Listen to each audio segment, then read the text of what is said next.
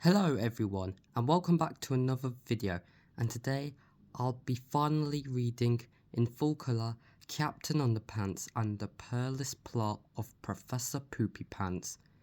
Action, romance. Just kidding. Laughs. The fourth epic novel by Dave Pilkey. Okay, before I start reading, I just wanted to let you guys know that this is the last book to have fun facts. And there is no Dogman comic, alright? Like, you know, the Dogman, the mini Dogman comics, there's no more of that. And this is the last book to have fun facts. So after this book, when we read book 5, it will just be the story, no fun facts. Just wanted to let you guys know that.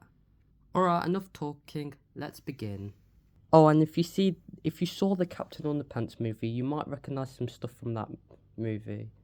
Like, if you saw the movie, then you'll recognise some stuff from this book. Or the book came first. Alright, let's begin. Tra-la-la.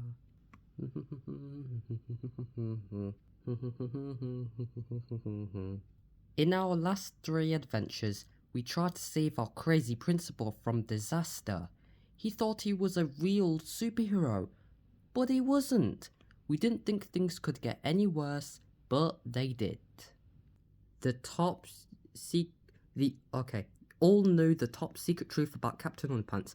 Once upon a time, there were 2 cool kids named George and Harold. We are awesome. Me too. They had a mean old principal named Mr. Krupp. Blah, blah, blah. Mr. Krupp was very mean to George and Harold. Blah, blah, blah. So they brought the 3D hypno ring. They used it to hypnotize Mr. Krupp. You will obey us. Okie dokie. But they made a terrible mistake. You are now Captain Underpants. Okay, haha. Hey, come back, Mr. Krupp. Tra-la-la. Mr. Krupp thought he really was Captain Underpants, but he didn't have any superpowers. Stop, you big dummy. They had a lot of adventures. One time they even got attacked by a UFO. Uh-oh. They all got took into the spaceship and George stole some alien superpower juice. Then Mr. Krupp got eaten by a big evil dandelion. You had to be there. So George gave him some superpower juice. Then he got superpowers. Now Captain Underpants has amazing strength. He can even fly too. Holy cow. The only way George and Harold can stop Captain Underpants from causing trouble is by pouring water on his head. This makes him turn back into Mr. Krupp. Hey, Bob! But beware, because whenever Mr. Krupp hears somebody snap their fingers, snap, snap, he turns back into you-know-who. Oh no! Here we go again. Tra-la-la. The end. Treehouse Comics Inc. Chapter 1. George and Harold. This is George Beard and Harold Hutchins. George is the kid on the left with the tie and the flat top. Harold is the one on the right with the t-shirt and the bad haircut. Remember that now. All of the experts at Durham Hart Elementary School had their opinions about George and Harold. The guidance counsellor, Mr. Racht, thought the boys suffered from ADD. The school psychologist, Miss Labler, diagnosed them with ADHD. And their mean old principal, Mr. Krupp, thought they were just plain old BAD. But if you ask me, George and Harold are simply suffered from IBSS, Incredibly Boring School Syndrome. You see, George and Harold weren't really bad kids. They were actually very bright, good-natured boys. Their only problem was that they were bored in school, so they took it upon themselves to liven things up for everybody. Wasn't that thoughtful of them? Unfortunately, George and Harold's thoughtfulness got them into trouble. Every now and then, sometimes it got them into a lot of trouble, and one time it got them into so much trouble it almost caused the entire planet to be taken over by a ruthless, maniacal, mad scientist guy in a giant robot suit. But before I can tell you that story, I have to tell you this story. Chapter 2. All Hail New Switzerland. As everybody knows, New Switzerland is a small country just southeast of Greenland. You probably know all about New Switzerland's natural resources and systems of government, but here's something about New Switzerland that I'll bet you didn't know. Everybody knew Swissland had a silly name. Just ask their president, the Honourable Chuckles Jingleberry, MC Monkeyburger Jr., or his lovely wife Stinky. They'll tell you all about New Swissland's proud, silly name, heritage. They'll tell you about the cultural significance of silly names, and they'll probably tell you a really, really long, boring story of how this stupid transition got started. We'll skip that part, okay? Just remember that everybody in New Swissland had a silly name, from the richest to the poorest, from the dumbest to the smartest. And speaking of the smartest, let me introduce you to Professor Poopypants.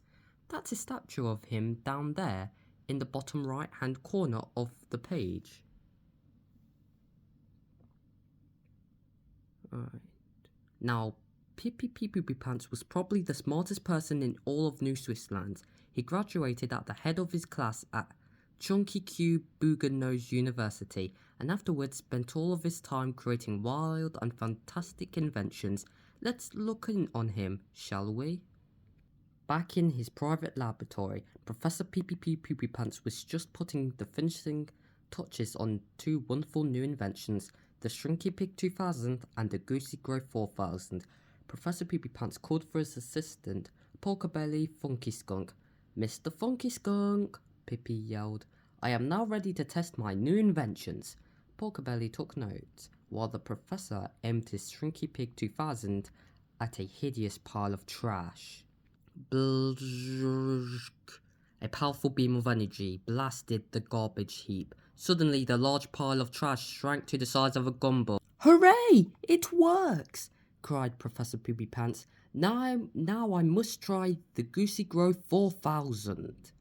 Impressive, Professor. Pippi and Porkabelly aimed the Goosey Grow 4000 at an ordinary hot dog with mustard. Glzzt went another bright beam of energy. Suddenly, the hot dog grew and grew until it crashed through the walls of the laboratory. "We did it!" exclaimed Porkabelly. "What do you mean, we?" yelled Professor Poopypants. "I did it! I'm the genius. You're just a lowly assistant, and don't you forget it."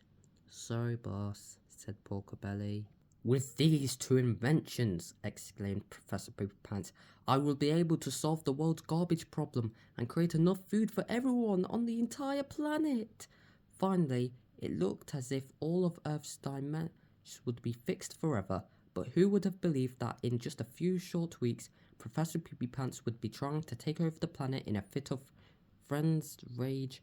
Well, dear readers, the tragic tale is about to unfold. But before I can tell you that story, I have to tell you this story. Chapter 3, The Field Trip. Jerome Hart Elementary School was having its big annual field trip to Pico Pizza Palace. All of the kids had brought their permission slips and were lined up to get on the bus. George and Harold could hardly wait to eat pizza and play video games all afternoon. "This is gonna rule," said George. "Yeah, if we ever get there," said Harold. "Hey," said George, "let's change the letters around on the school sign while we're waiting." "Good idea," said Harold. So George and Harold ran over to the sign and began their thoughtfulness. Unfortunately, the boys didn't notice a dark, foreboding presence lurking nearby in the bushes. "Aha!" cried Mr. Krupp. "I caught you boys red-handed." "Uh-oh," said George. Laughed Harold. "This is just a little joke." "A joke?" yelled Mr. Krupp. "Do you boys think that's funny?" George and Harold thought for a moment. "Well, yeah," said George. "Don't you?" asked Harold. "No, I don't think it's funny," yelled Mr. Krupp. "I think it's rude and offensive." "That's why it's funny," said George. "Oh," said Mr. Krupp, "you boys like to laugh, huh? Well, here's a good one. You two are officially banned from the school field trip. Instead of eating pizza, you'll spend the afternoon cleaning up the teacher's lounge. Isn't that funny?" "No way," said Harold. "That's not funny at all," said George. "That's cruel and unusual punishment." "That's why it's funny," Mr. Krupp snarled. Chapter 4, Left Behind. Mr. Krupp marched George and Harold over to the janitor's closet. "You can use these supplies to clean the teacher's lounge," said Mr. Krupp. "I want it spotless by the time we get back." Mr. Krupp went back outside, climbed onto the school bus and laughed loudly as the buses pulled away. The teachers all pointed at George and Harold and laughed too. "Rats," said Harold. "I thought we were going to have fun today." "We can still have fun," said George. "All we need is this ladder, the bag of powdered paste, and those big boxes of styrofoam wormy thingies." So George and Harold carried their supplies to the teacher's lounge and got down to business. At the sink, George poured the sprayer nozzle while Harold carefully taped the sprayer handle in on position. Then the two boys put the nozzles back, making sure the sprayer head was pointed in the right direction. Next, George held the ladder steady while Harold climbed up to the ceiling fan. Then he began scooping generous amounts of powdered paste onto the tops of the fan blades. Is this right?" asked Harold. "Yes," said George. "Try to get most of it on the ends of the blades." "Got it," said Harold. George closed all the blinds while Harold adjusted the ceiling fan so it would turn on when the lights came on. Finally, the boys filled the refrigerator up with worm-shaped styrofoam packaging pellets. "This is going to be fun," said Harold. "Not for the teachers," laughed George. Chapter 5. The Fun Begins. An hour or so later, the buses returned to the school. All of the children got off, packed up their stuff, and got ready to go home. Mr. Fyde, the science teacher, was on school bus duty. The rest of the teachers gathered around George and Harold and began teasing them. "You kids sure did miss a fun field trip," said Miss Ribble. "The pizza was so delicious. Too bad you didn't get any." "I wanted to bring you back a pizza," said Mr. Mina, "but I ate it on the bus." He threw an empty pizza box at George and Harold's feet, and the teachers howled with laughter. "Maybe you can lick the cheese off the box," Mr. Krupp roared. The teachers eventually got tired of taunting George and Harold, so they retreated to the teachers' lounge to relax. "Hey, how come it's so dark in here?" asked Mr. Mina. As he flicked on the lights, the ceiling fan began rotating very slowly.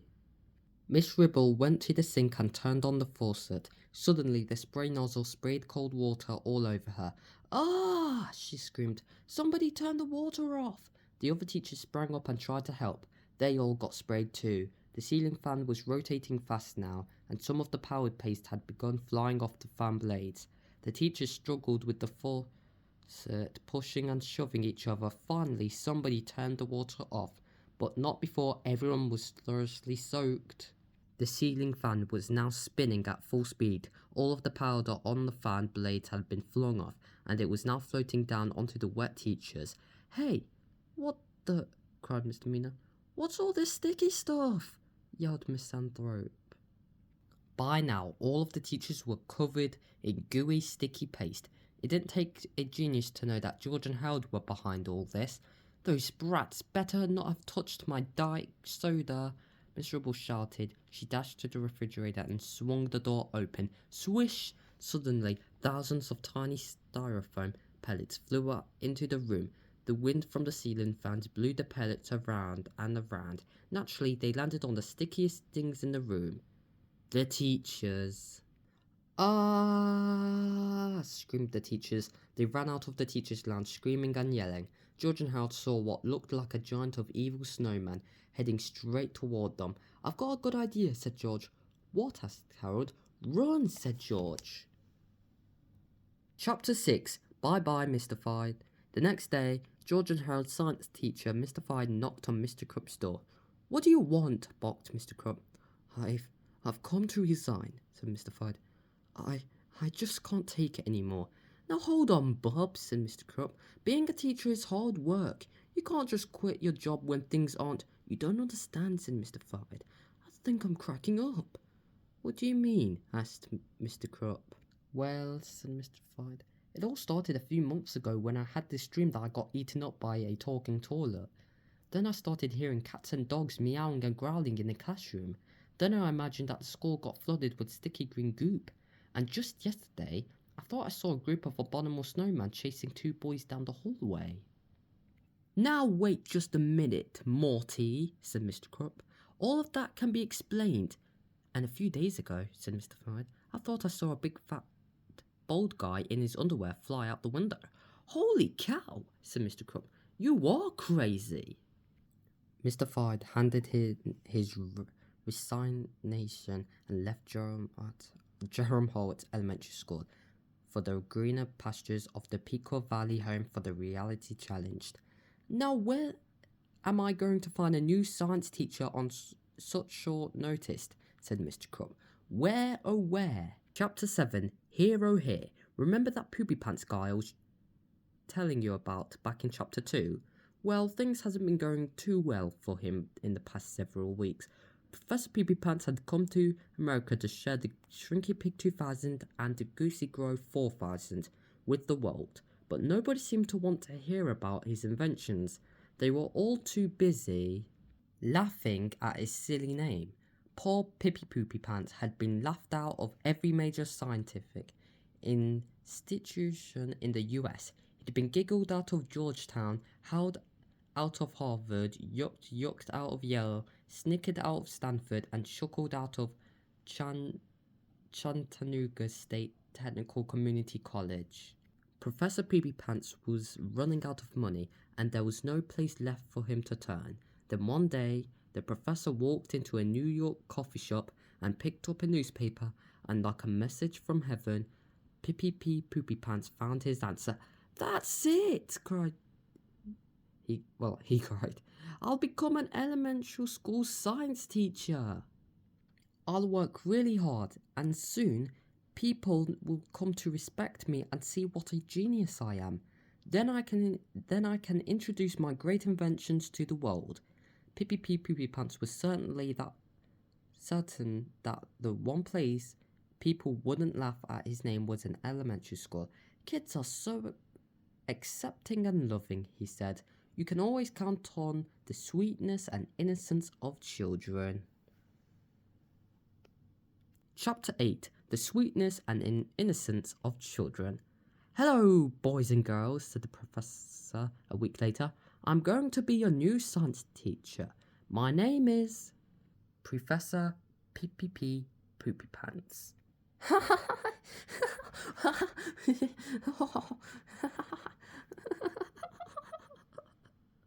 "Alright, settle down, boys and girls. Yes, it's a funny name, I know, but let me explain how I got this name.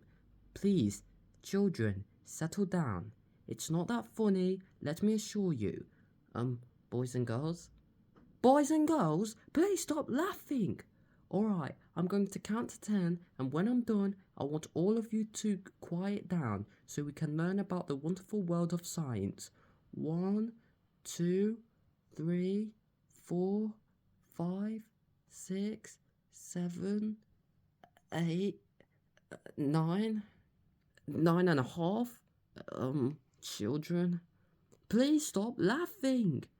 I know you're all very far behind in your lessons, and we've got a lot of catching up to do.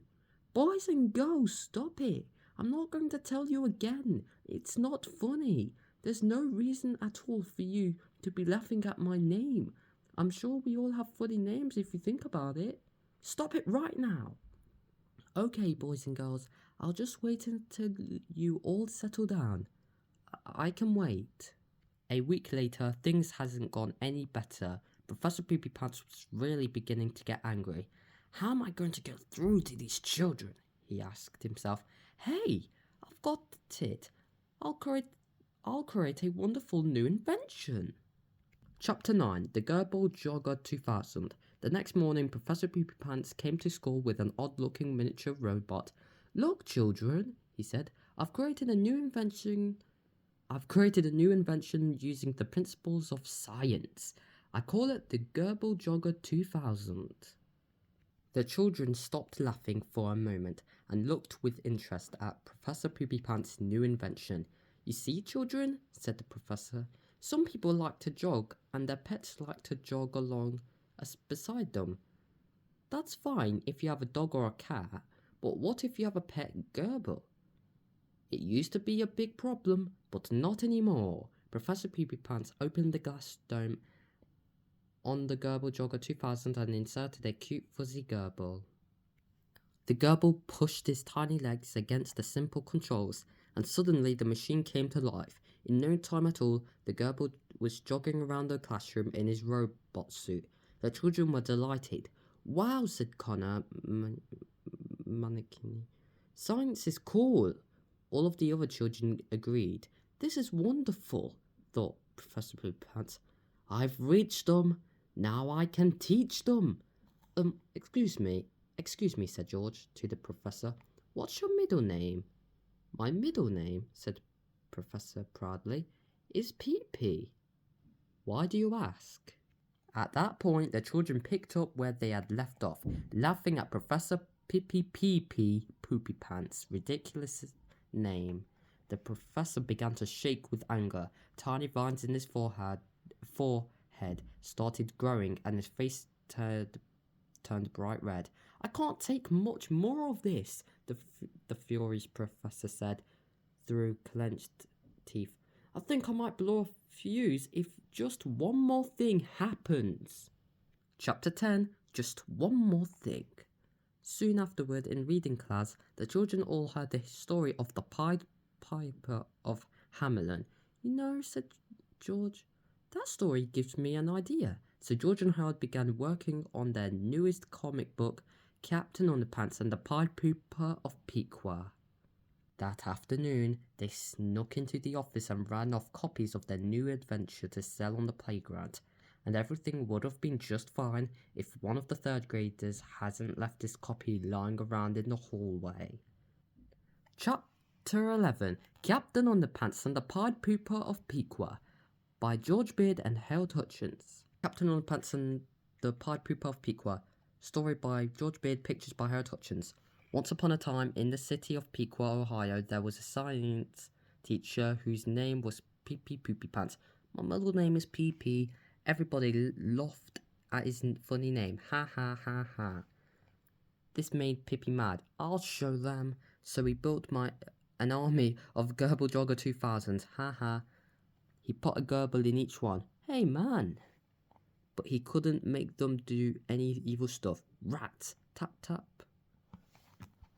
Then he thought of an evil plan, but of course, he made a bunch of little headphones and put them on the Gerbils. Hey! Soon Professor Poopypants' army of Gerbil Jogger 2000s were off on an evil rampage. They all headed straight for the school. Ha ha ha ha ha. Help! The Gerbil Jogger 2000s broke in the cafeteria. They just knocked over some cupcakes and now they're attacking the gym teacher. Quick! Somebody save the cupcakes!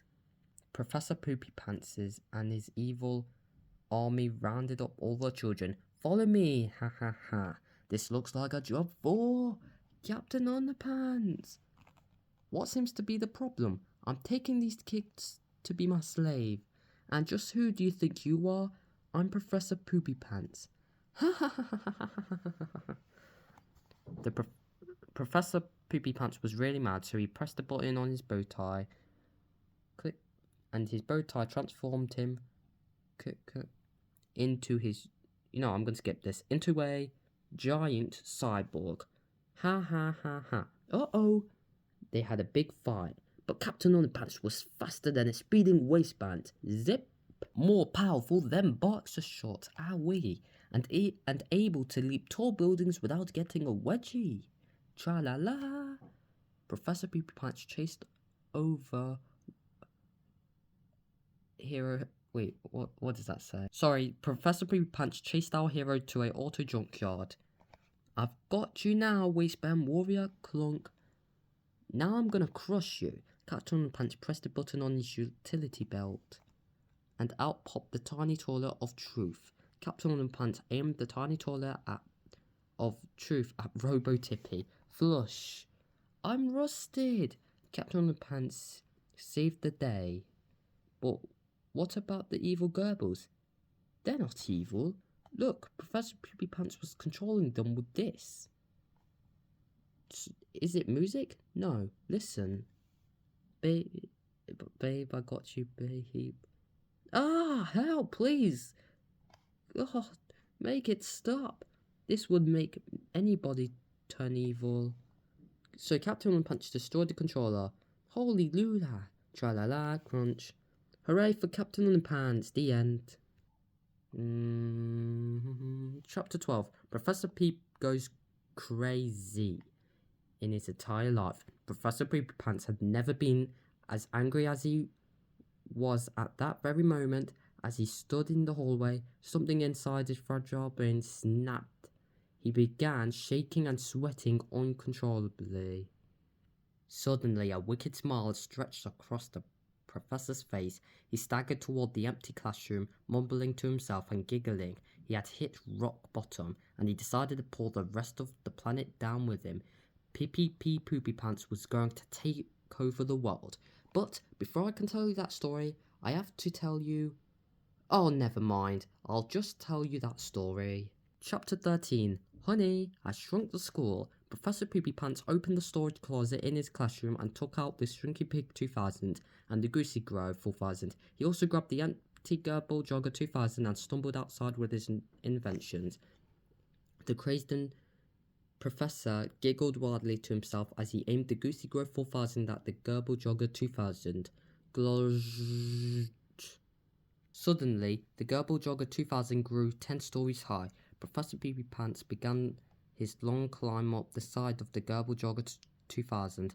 It took almost an hour, but eventually he reached the huge glass dome at the top and squeezed his way inside. "Mummy," said the little boy, who was walking by with his mother, "a little old man just crawled into a giant robot suit and is about to take over the world. I mean, take over his school. What the heck is wrong with me?" "Oh, for heaven's sake," said his mother. "Where do you come up with this nonsense? Next you'll be telling me that a giant man in his underwear is fighting the huge robot in the middle of the city." Professor Poopypants was now in control of the colossal Gerbil Jogger 2000. He reached down with its mighty arm, picked up the Shrinky Pig 2000 and aimed it at the skull. Just then, George and Harold looked out the window. "Hey," said George, "isn't that the Gerbil robot thingy?" "Yes," said Harold. "Why is it so big?" "I don't know," said George, "but it's getting bigger by the second." Said Harold. "I don't think it's getting bigger. I think we're getting smaller." Chapter 14. The Peerless Plot. Professor Poopypants reached down and picked up the tiny skull with his giant robotic hand. Everyone screamed in horror. In no time at all, eyewitness newswoman Ingrid Ashley was on the scene. "What do you want from us?" shouted reporter Ashley. "I want a pencil," screamed Professor Poopypants. "A pencil?" asked reporter Ashley. "Here, take mine." She tossed a yellow second pencil toward the giant robot. Professor Poopypants reached down with his giant robot arm, picked up the Goosey Grove 4000 and aimed it at the pencil. The pencil grew to the size of a tree trunk, and Professor Poopypants grabbed it. "Follow me," he said. The giant robot led the news crew to the center of downtown Pequea. There he found 3 large white billboards. He put down the Shrinky Pig 2000 and the Goosey Grove 4000 and began writing on the billboards with his giant pencil. Chapter 15. The Name Changer Chart 2000. Professor Poopypants spent several minutes jotting down a complex code on the 3 giant billboards. George and Harold, along with nearly 1,000 of their fellow shrunken students, watched the mad professor from the terrifying clutch of his giant robotic hand. "What is that crazy guy up to?" asked Mr. Krupp from his office window. "I'll tell you," shouted Poopypants. "Everyone on the planet must now change their normal names into silly names using these stray charts. Anyone who refuses will get shrunk." "How do the charts work?" asked Mr. Krupp. "It's easy," said Professor Poopypants. "What's your first name?" I'm not telling you." "Meant I'm not telling." God. Well, unless I can just add extra words. I'm not telling," said Mr. Krupp. "What is your first name?" shouted Professor Poopypants. All right, said Mr. Krupp. "It's, Benny." All of the children giggled. So the first letter of your first name is B, said Pippi. Now look at the first chart and find the letter B. Note, you can pause the video and have a read if you must. Mr. Crab looked at the chart. It says B equals Lumpy, he whined. Good, said Professor Poopypants. Your new first name is Lumpy. All of the children laughed. Lumpy Crab, moaned Mr. Crab. I don't want to be called Lumpy Crab. You won't, laughed Professor Poopypants, because you have to change your last name too. Uh-oh, said Mr. Crab. Your last name is Crab, said the professor, which starts with a K and ends with a P. Now find the letter K on the second chart and the letter P on the third chart. Mr. Crab looked at the two charts. It says K equals potty and P equals biscuit. Wonderful, shouted the professor. Your new last name is Potty Biscuit. Oh no, groaned the principal. My new name is Lumpy Potty Biscuit. The children all howled with laughter. Don't laugh too hard, kiddies, said Professor Poopypants. You all have to change your names too, or I'll shrink you again. Well, as you can imagine, nobody wanted to get shrunk twice, so everybody looked at the three charts and figured out their new silly names. Stephanie Yorkoff became Snotty Gorilla Breath, Robbie Starenberg became Loopy Pizza Pants, and poor little Janet Warwick became Poopsie Chucklebutt. This may be the most horrible moment in all of human history, said the local news reporter to our audience. It seems that everyone on Earth must now change his name or her name to avoid getting shrunk. Good luck to you all. This is Chim Chim Diaper Brains reporting for Eyewitness News. Now back to you, Booger. Chapter 16, Fluffy and Cheeseball. This is Fluffy Toilet Nose and Cheeseball Waffle Fanny. Fluffy is the kid on the left with the tie and the flat top. Cheeseball is the one on the right with the t-shirt and the bad haircut. Remember that now. We've got to do something, cried Fluffy. But what? Said Cheeseball. We're smaller than 2 mice. What could we possibly do? Let's go find out our old friend Captain Underpants, said Fluffy. So Fluffy and Cheeseball ran to Mr. Potty Biscuit office and found him cowering under his desk. I can't believe I'm about to do this, said Fluffy. But here goes nothing. Fluffy snapped his fingers. Snap! Suddenly a strange change came over Lumpy Potty Biscuit. His worried friend quickly turned into a heroic smile. His rose from behind his desk and thrust out his chest. In no time at all, Mr. Potty Biscuit had removed his outer clothing and tied a red curtain around his neck. Tra-la-la, sang the hero. Captain Underpants is here. Cool, said Cheeseball. But from now on, you have to call yourself Buttercup Chicken Fanny. The guy in the Gerbil Jogger suit said so. Hey, said Captain Underpants, I don't take orders from anybody. Great, said Fluffy. Now fly out that window and bring back that big machine thingy with the lava lamp on top. Yes, sir, said Captain Underpants. Chapter 17, Captain Underpants to the rescue. Captain Underpants flew down to the ground and grabbed the Goosey Grow 4000, but on his way back up, he was spotted by Professor Poopypants. The evil professor zapped Captain Underpants with a bolt of energy from the Shrinky Pig 2000.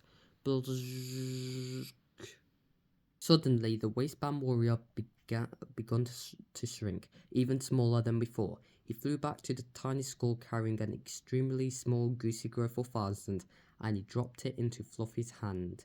Hey, where's Captain Underpants? Asked Fluffy. I don't know, said Cheeseball. I think he's got shrunken, so small that we can't see him anymore. Well, said Fluffy, at least we have this little invention thingy. How's that going to help us? Asked Cheeseball. I saw Professor Poopypants use it to make that pencil grow really big, said Fluffy. It's our only hope of ever getting back to normal size. I hope it still works, said Cheeseball. Fluffy and Cheeseball dashed to the school kitchen and climbed up the ladder onto the roof. Maybe if we zap the school with this thing, everybody will grow back to normal size, said Fluffy. Good idea, said Cheeseball. Then we can all run away. Chapter 18, Are you there, God? It's us, Fluffy and Cheeseball. Fluffy pointed the Goosey Girl 4000 at the roof of the school and got ready to press the button, but the boys were spotted by Professor Poopypants. Quickly, he turned his mighty robotic hand and Fluffy and Cheeseball slid off the roof. Downward they tumbled through the air. "Oh no!" shouted Cheeseball. "We're doomed!" "Wait a second," cried Fluffy. "Do you have a piece of paper on you?" "Yeah," screamed Cheeseball. "Right here in my pocket. But what good is it gonna do us now?" "Quick," cried Fluffy. "Fold it into a paper airplane." "What kind of paper airplane?" asked Cheeseball. "Any kind," screamed Fluffy. "Just do it now." Quickly, Cheeseball folded the paper into a goofy-looking glider. "How's this?" he screamed. "Great," yelled Fluffy. "Now hold it steady." Fluffy pointed the tiny Goosey Girl 4000 at Cheeseball's airplane, and he pressed the button. Suddenly, the Cheeseball's airplane grew to enormous size. Fluffy and Cheeseball flopped down into it, and the paper airplane took off, gliding through the air. "Oh man," cried Cheeseball, "I can't believe that worked." "We're not out of this yet," yelled Fluffy. Chapter 19. The Flight of the Goofy Glider. Fluffy and Cheeseball had to admit that it was pretty cool flying over the city streets on a paper airplane. They didn't even seem to mind the fact that they were only about an inch tall each, but you can probably imagine the boys' concern when they started heading straight for a wood ship.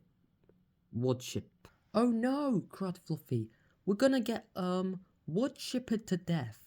Cheeseball couldn't look. He put his hands over his eyes and waited for the inevitable. But suddenly, swoosh! The paper airplane swerved sharply and missed the wood chipper altogether. "Hey!" cried Fluffy. "How did that happen?" "I don't know," said Cheeseball. "I'm not steering this thing."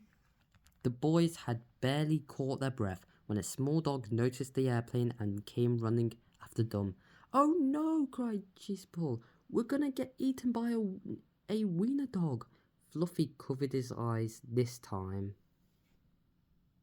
Clomp, but wouldn't you know it, the airplane swerved sharply upward and out of the range of the little dog altogether. "Are you doing that?" asked Cheeseball. "No," said Fluffy. "It must be the wind." Finally, the paper airplane landed in a wet, sticky pile of hot blacktop. "Yuck," said Fluffy. "What could be worse than getting stuck in a pile of blacktop?" "Maybe getting crushed by a big steamroller thingy," said Cheeseball.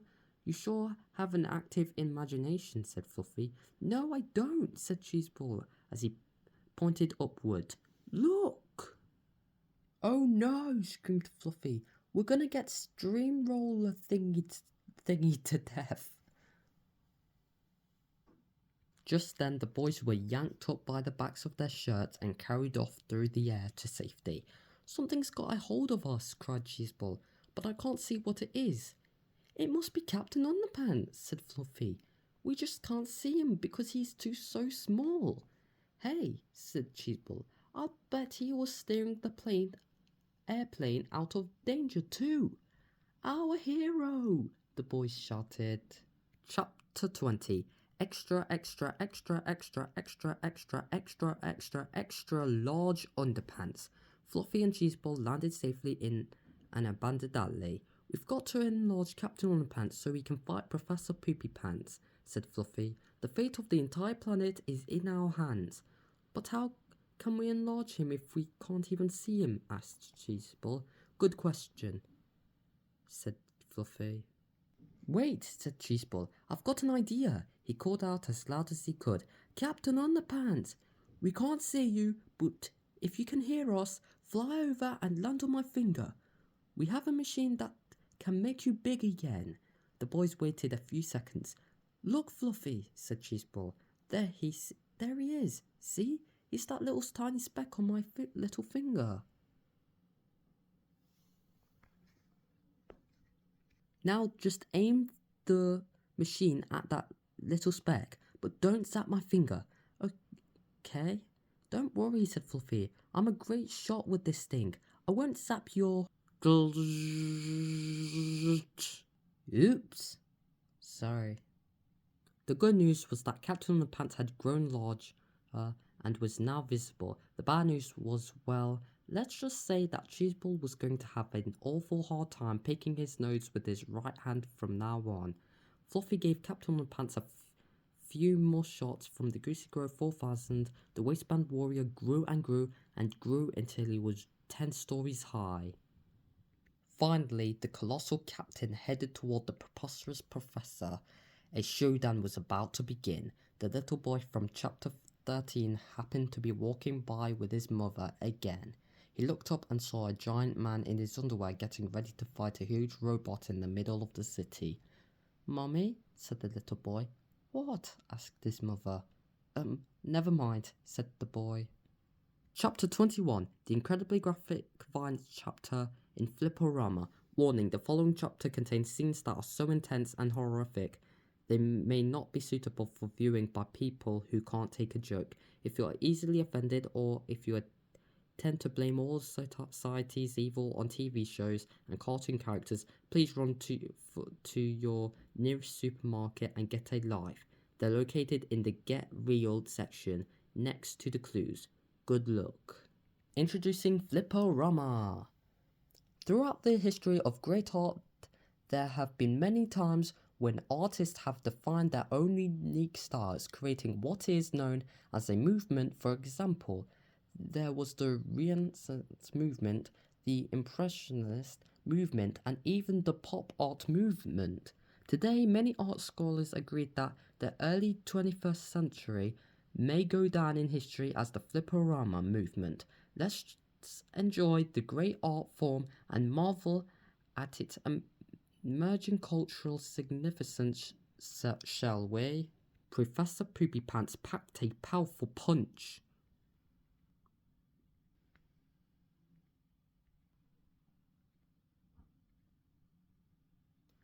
But the headbutting hero halted the horror.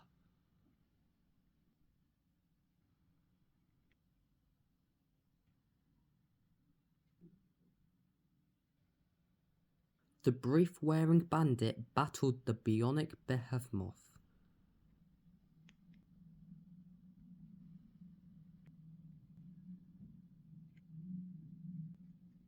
The waistband warrior won the war.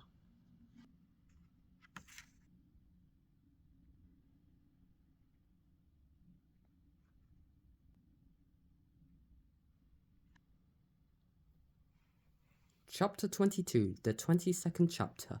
Professor Poopypants had been defeated and everyone in the school cheered wildly. They were still small, but at least they got their old names back. "I'm sure glad I don't have a silly name anymore," said Miss Ribble. "Me too," said Mr. Ract. "Hooray!" cried George. "Let's all give Captain Underpants a big hand." Harold was not amused. "Oops," said George. "Sorry." "That's okay," said Harold. "Just give me that invention thing so I can zap us back to normal." Harold held the Goosey Grove 4000 in his giant hand and zapped George and Harold himself, that is, every part of himself except his giant hand. Suddenly, George and Harold were back to their normal sizes again. "Boy," said George, "we sure have tested the limits of science today." "Yep," said Harold, "and the limits of our readers' willing suspension of disbelief." Yeah, said George. "That too." George and Harold picked up their tiny skull and carried it back to where it belonged. George got ready to zap the skull with the Goosey Grove 4000, while Harold prepared to zap Captain Underpants with the Shrinky Pig 2000. "I sure hope this works," said George. "Me too," said Harold. Chapter 23. To make a long story short, it did. Chapter 24. The chapter before the last chapter.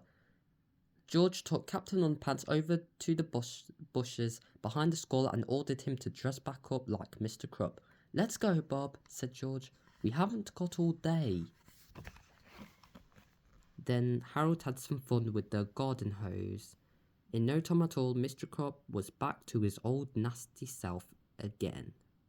Soon the cops showed up to arrest Professor Poopypants. There's one thing I don't understand, said George to the professor. Wouldn't it have been smarter to change your own name instead of forcing the rest of the world to change theirs? Gosh, said Professor Poopypants, I never thought of that. A few weeks later, George and Harold received a letter from the Pequot State Penitentiary. Dear George and Harold, sorry about trying to overthrow the world and everything. I've decided to take your advice and change my name so that people won't laugh at me anymore. From now on, I'll be going by my grandfather's name on my mother's side. It's such a relief knowing that nobody will ever make fun of my name again. Signed, Tippy Tinkle Trousers.